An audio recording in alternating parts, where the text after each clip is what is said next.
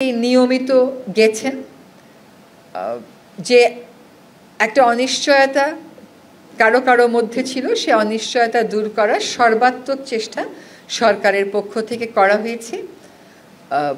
ধর্মীয় সংখ্যালঘুদের একাংশ থেকে 8 দফা দাবি জানানো হয়েছে।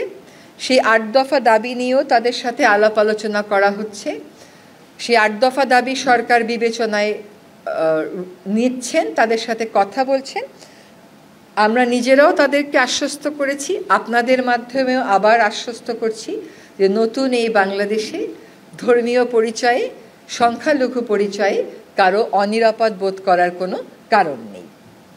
আরেকটা বিষয় বলে আমি একটু আমার পক্ষ থেকে শেষ করব, সেটা হচ্ছে যে আমরা বাক স্বাধীনতায় কোনো রকমের হস্তক্ষেপ করছি না, এটা আমাদের নীতিগত অবস্থান।